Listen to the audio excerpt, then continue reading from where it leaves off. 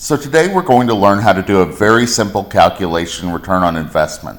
However, the elements that go into ROI can become a little bit more complicated. As with all calculations and analytics that we would look at, it's good to have a variety of metrics that you use in your portfolio that tells a more complete story. But this is a really powerful one. If you talk to any executive today, they'll say, well, we have to calculate or forecast the ROI on that investment. So let's take a look at ROI. So the way we calculate that is incremental revenue less campaign costs. And campaign costs could also be project costs. It could be costs around social media. You can calculate it as very small projects or entire efforts, and divide that all by campaign costs. So let's look at some examples that have varying difficulty. Your Facebook ad costs $50 and you bring in $1,000 of revenue. Pretty straightforward. Now we're not taking into account any costs related to labor, agency, anything like that. So what's the ROI in this very simple case? So incremental costs, $1,000, less our campaign costs of 50 divided by 50. Simplify. So we got 19 times ROI, or 1900% ROI. That's pretty fantastic.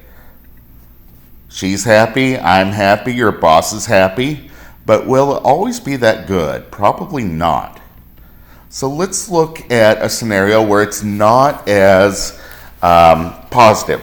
You spent $50, but your revenue was only $25. So again, taking our very simple formula. So you got negative 0.5 ROI or minus 50% ROI. That's not so hot. Hopefully you were monitoring that campaign and you stopped it. One of the things you probably learned as you were looking at AdWords is it's really important to monitor your campaigns as you go. If you see that something's not working, you pull it, try something else, A/B test it. But in this case, it's not so pretty. So you can see that you can have a calculation that comes out negative, and that tells you that things are not so great. Will the costs always be that simple? No, they won't.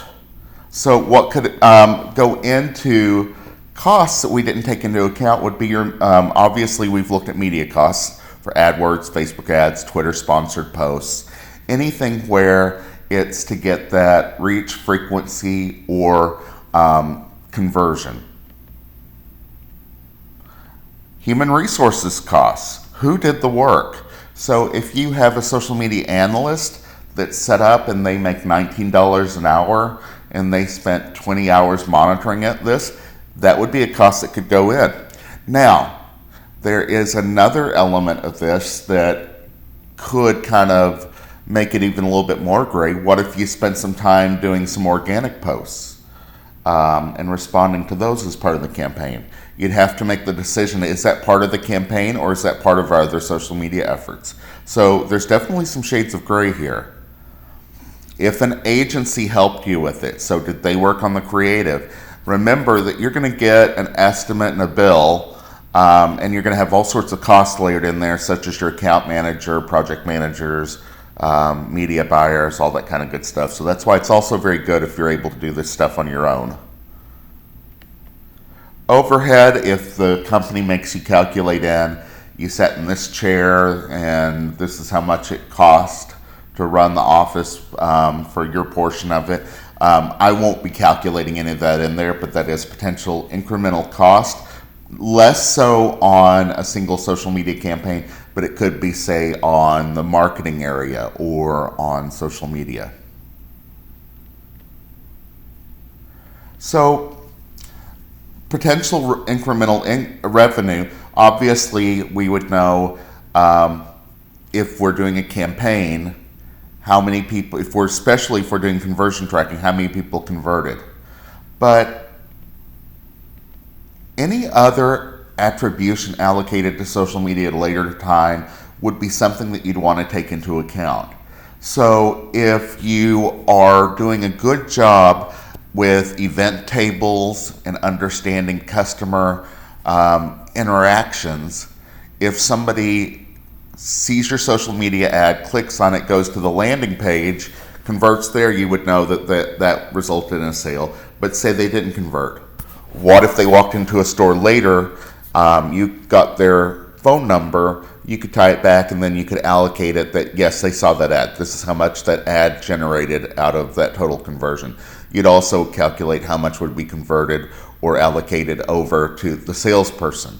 So if we're doing a good job of attribution and we've got a good view of the 360-degree view of the customer and a seamless customer journey, we can have attribution at a later date.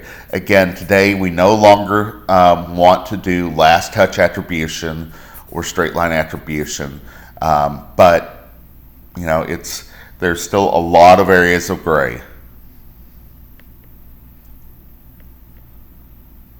So why do we possibly understate our possible incremental revenue? Well, there could be some lifetime value to a like or follower. That's something that would have to be calculated and agreed upon in the marketing group. Some revenue may come outside of the campaign at a later date, meaning that there was effect from the campaign, but it wasn't attributed to it, which is a problem.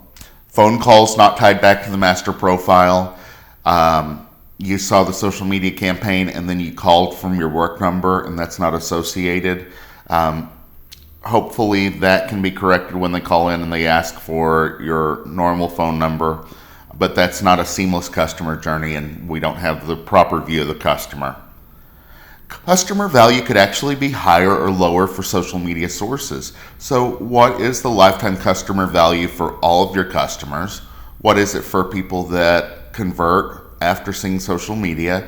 What's the customer value for those that are not sourced from social media? ROI wouldn't necessarily tell that whole story. Again, we want to have a number of metrics that we use in unison. It's very easy to fudge a story or make it more rosy or even more dire unless we use our story points or our metrics altogether. Plus, you could also take into account, we're doing these campaigns on social media. What are the media savings over traditional media? What's, that cost per sale against some of the more mass media type options out there? And then social media has to work in coordination with other tactics. It's all about attribution, and attribution is still kind of an evolving area that you're really going to hear a lot about, and it's going to be one of the big challenges of the CMO over the next few years. So that will be what you will have to be thinking about for your first quiz. And when you're looking at it, I will give you the very simple example of here's your media costs, here's your incremental revenue, calculate that. And then you'll probably get an example where we want to take into account some of the costs associated with it. Maybe the agency touched it and you're calculating in the hours of the employee. And then I may also decide to tie back some future attribution. But the